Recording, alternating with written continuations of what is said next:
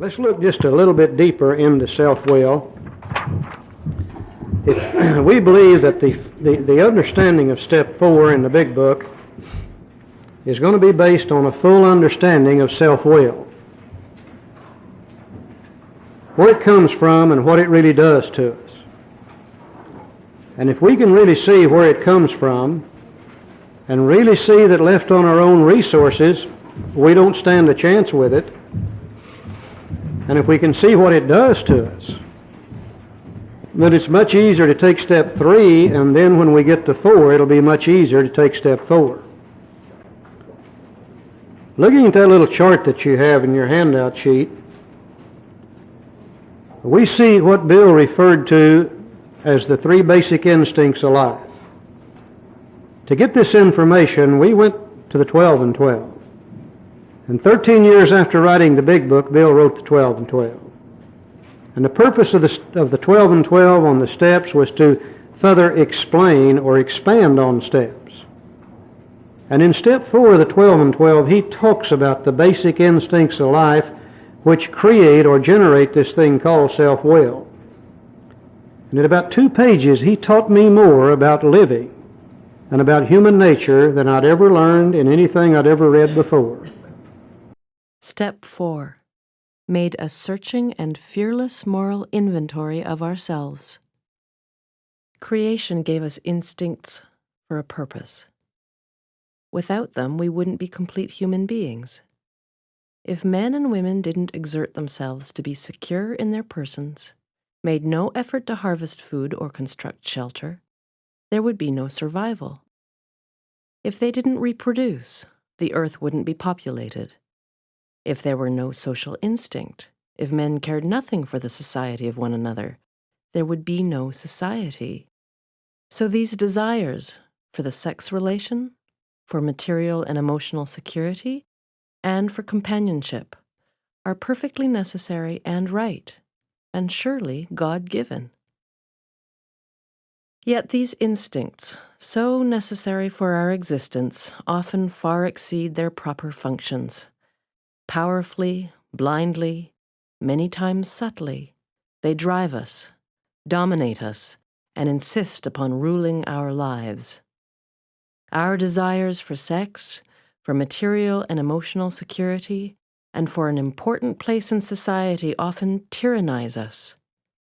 When thus out of joint, man's natural desires cause him great trouble, practically all the trouble there is. No human being, however good, is exempt from these troubles. Nearly every serious emotional problem can be seen as a case of misdirected instinct. When that happens, our great natural assets, the instincts, have turned into physical and mental liabilities. Step 4 is our vigorous and painstaking effort to discover what these liabilities in each of us have been and are.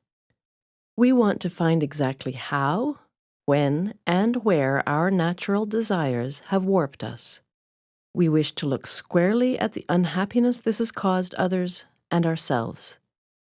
By discovering what our emotional deformities are, we can move toward their correction. Without a willing and persistent effort to do this, there can be little sobriety or contentment for us. Without a searching and fearless moral inventory, most of us have found that the faith which really works in daily living is still out of reach. Before tackling the inventory problem in detail, let's have a closer look at what the basic problem is. Simple examples like the following take on a world of meaning when we think about them. Suppose a person places sex desire ahead of everything else.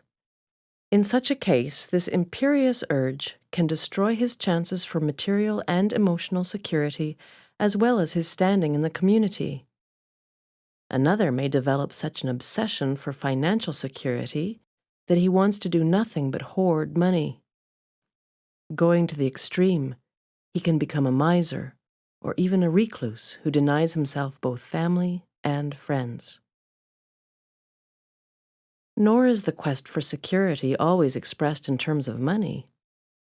How frequently we see a frightened human being determined to depend completely upon a stronger person for guidance and protection. This weak one, failing to meet life's responsibilities with his own resources, never grows up. Disillusionment and helplessness are his lot. In time, all his protectors either flee or die, and he is once more left alone and afraid. We have also seen men and women who go power mad, who devote themselves to attempting to rule their fellows.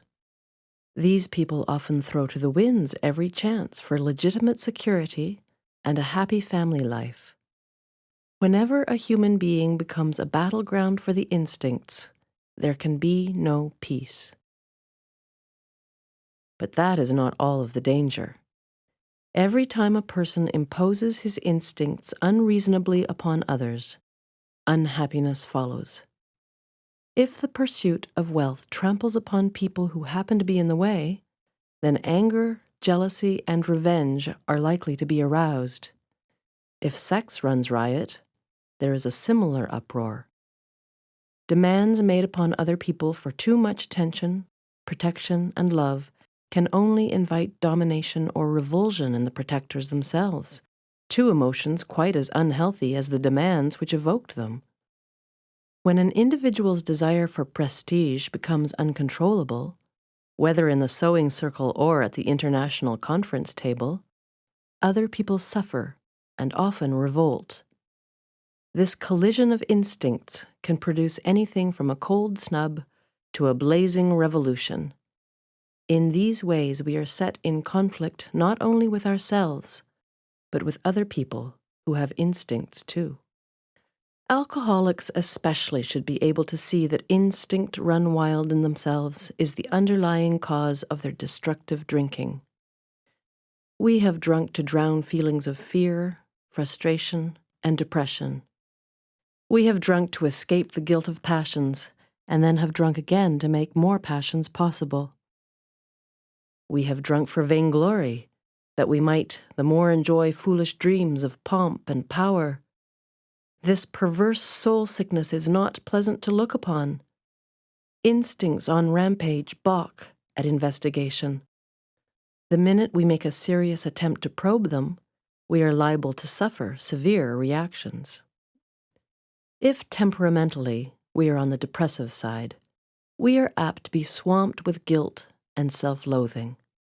We wallow in this messy bog, often getting a misshapen and painful pleasure out of it. As we morbidly pursue this melancholy activity, we may sink to such a point of despair that nothing but oblivion looks possible as a solution.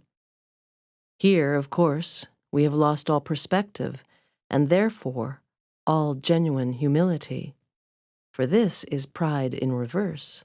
This is not a moral inventory at all.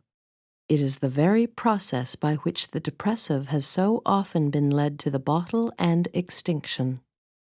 If, however, our natural disposition is inclined to self-righteousness or grandiosity, our reaction will be just the opposite. We will be offended at AA's suggested inventory. No doubt we shall point with pride to the good lives we thought we led before the bottle cut us down. We shall claim that our serious character defects, if we think we have any at all, have been caused chiefly by excessive drinking. This being so, we think it logically follows that sobriety, first, last, and all the time, is the only thing we need to work for. We believe that our one-time good characters will be revived the moment we quit alcohol. If we were pretty nice people all along, except for our drinking, what need is there for a moral inventory, now that we are sober? We also clutch at another wonderful excuse for avoiding an inventory. Our present anxieties and troubles, we cry, are caused by the behavior of other people, people who really need a moral inventory. We firmly believe that if only they'd treat us better, we'd be all right. Therefore, we think our indignation is justified and reasonable, that our resentments are the right kind. We aren't the guilty ones. They are. At this stage of the inventory proceedings, our sponsors come to the rescue. They can do this, for they are the carriers of AA's tested experience with Step 4. They comfort the melancholy one by first showing him that his case is not strange or different, that his character defects are probably not more numerous or worse than those of anyone else in AA.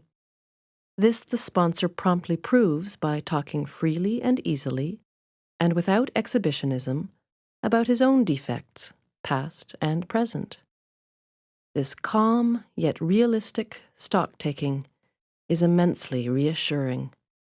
The sponsor probably points out that the newcomer has some assets which can be noted along with his liabilities.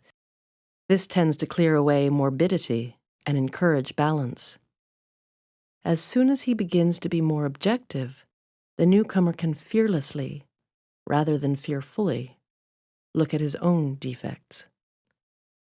The sponsors of those who feel they need no inventory are confronted with quite another problem. This is because people who are driven by pride of self unconsciously blind themselves to their liabilities. These newcomers scarcely need comforting. The problem is to help them discover a chink in the walls their ego has built, through which the light of reason can shine. First off, they can be told that the majority of AA members have suffered severely from self-justification during their drinking days. For most of us, self-justification was the maker of excuses. Excuses, of course, for drinking, and for all kinds of crazy and damaging conduct. We had made the invention of alibis a fine art. We had to drink because times were hard, or times were good. We had to drink because at home we were smothered with love, or got none at all. We had to drink because at work we were great successes, or dismal failures. We had to drink because our nation had won a war, or lost a peace. And so it went, ad infinitum. We thought conditions drove us to drink, and when we tried to correct these conditions and found that we couldn't to our entire satisfaction, our drinking went out of hand, and we became alcoholics. It never occurred to us that we needed to change ourselves to meet conditions, whatever they were. But in AA, we slowly learned that something had to be done about our vengeful resentments, self-pity, and unwarranted pride. We had to see that every time we played the big shot, we turned people against us. We had to see that when we harbored grudges and planned revenge for such defeats, we were really beating ourselves with the club of anger we had intended to use on others. We learned that if we were seriously disturbed, our first need was to quiet that disturbance, regardless of who or what we thought caused it. To see how erratic emotions victimized us often took a long time. We could perceive them quickly in others, but only slowly in ourselves. First of all, we had to admit that we had many of these defects, even though such disclosures were painful and humiliating. Where other people were concerned, we had to drop the word blame from our speech and thought. This required great willingness, even to begin. But once over the first 2 or 3 high hurdles, the course ahead began to look easier. For we had started to get perspective on ourselves, which is another way of saying that we were gaining in humility. Of course, the depressive and the power driver are personality extremes, types with which AA and the whole world abound. Often these personalities are just as sharply defined as the examples given, but just as often, some of us will fit more or less into both classifications. Human beings are never quite alike, so each of us, when making an inventory, will need to determine what his individual character defects are. Having found the shoes that fit, he ought to step into them and walk with new confidence that he is at last on the right track. Now let's ponder the need for a list of the more glaring personality defects all of us have in varying degrees. To those having religious training, such a list would set forth serious violations of moral principles. Some others will think of this list as defects of character. Still others will call it an index of maladjustments. Some will become quite annoyed if there is talk about immorality, let alone sin.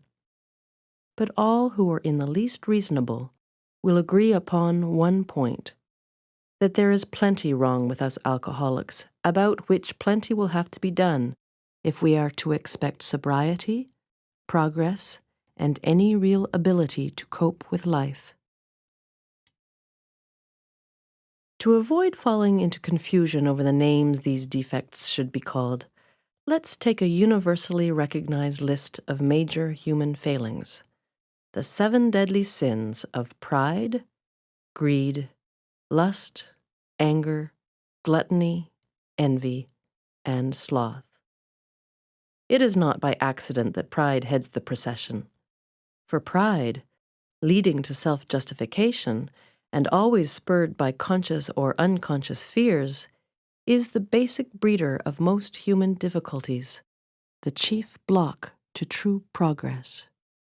Pride lures us into making demands upon ourselves or upon others which cannot be met without perverting or misusing our God-given instincts.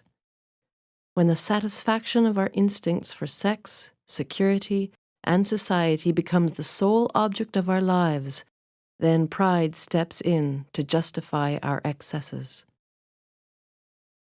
All these failings generate fear, a soul sickness in its own right. Then fear, in turn, generates more character defects.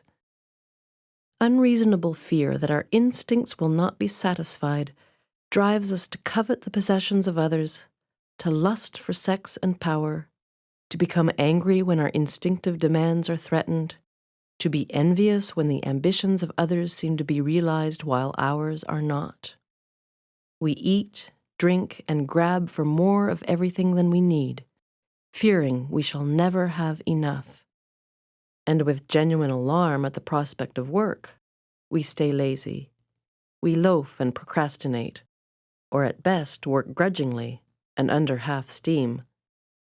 These fears are the termites that ceaselessly devour the foundations of whatever sort of life we try to build. So when AA suggests a fearless moral inventory, it must seem to every newcomer that more is being asked of him than he can do. Both his pride and his fear beat him back every time he tries to look within himself. Pride says, "You need not pass this way," and fear says, "You dare not look." But the testimony of AAs who have really tried a moral inventory is that pride and fear of this sort turn out to be bogeymen, nothing else. Once we have a complete willingness to take inventory and exert ourselves to do the job thoroughly, a wonderful light falls upon this foggy scene. As we persist, a brand new kind of confidence is born, and the sense of relief at finally facing ourselves is indescribable. These are the first fruits of Step 4. By now, the newcomer has probably arrived at the following conclusions: that his character defects, representing instincts gone astray, have been the primary cause of his drinking and his failure at life; that unless he is now willing to work hard at the elimination of the worst of these defects, both sobriety and peace of mind will still elude him; that all the faulty foundation of his life will have to be torn out and built anew on bedrock. Now willing to commence the search for his own defects, he will ask, just how do I go about this? How do I take inventory of myself?